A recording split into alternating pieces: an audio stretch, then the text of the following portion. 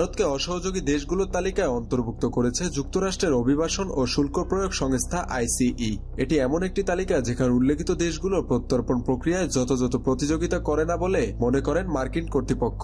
এই তালিকায় ভারত ছাড়াও রয়েছে Bhutan, Cuba, Iran, Pakistan, Russia এবং ভেনেজুয়েলা। আইসিই জানিয়েছে এই দেশগুলো সাক্ষাৎকার গ্রহণ, সময়মতো ভ্রমণ নথি ইস্যু এবং নির্ধারিত ফ্লাইটে তাদের নাগরিকদের ফেরত নিতে প্রয়োজনীয় সহযোগিতা প্রদানে ব্যর্থ হয়েছে।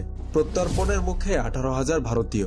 আইসিইর তালিকা অনুযায়ী যুক্তরাষ্ট্র থেকে 14,50,000 অবৈধ অভিবাসীকে বিতাড়িত করার পরিকল্পনা করা হয়েছে। এর মধ্যে 18,000 অভিবাসী ভারতীয়। সাম্প্রতিক বছরগুলোতে প্রায় 90,000 ভারতীয়কে যুক্তরাষ্ট্রে অবৈধভাবে প্রবেশের চেষ্টাকালে আটক করা হয়েছে। টাইমস অব ইন্ডিয়া জানিয়েছে এদের অধিকাংশই পাঞ্জাব, গুজরাট এবং অন্ধ্রপ্রদেশের বাসিন্দা।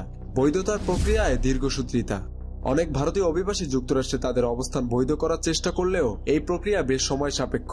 বৈধতার আবেদনে 2 থেকে 3 বছর সময় লাগতে পারে। অবশ্য যুক্তরাষ্ট্রে বৈধ অভিবাসীর সংখ্যায় ভারত সবার উপরে নয়। 2,61,000 অবৈধ অভিবাসী নিয়ে শীর্ষে রয়েছে হন্ডুরাস। এরপর গুয়াতেমালার রয়েছে 2,53,000 অবৈধ অভিবাসী। এশিয়ার মধ্যে চীন 37,908 জন অভিবাসী নিয়ে শীর্ষে রয়েছে, আর ভারত রয়েছে 13তম স্থানে। কার্যকর হবে কঠোর অভিবাসন নীতি।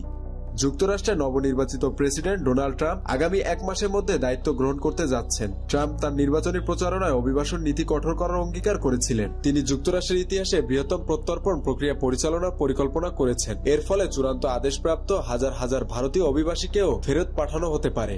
যুক্তরাষ্ট্রের এই পদক্ষেপ ভারত মার্কিন কূটনৈতিক সম্পর্কেও চ্যালেঞ্জ তৈরি করতে পারে বলে মনে করছেন বিশেষজ্ঞরা। মেহেদী হাসান বাপ্পি, খুলনা গেজেট।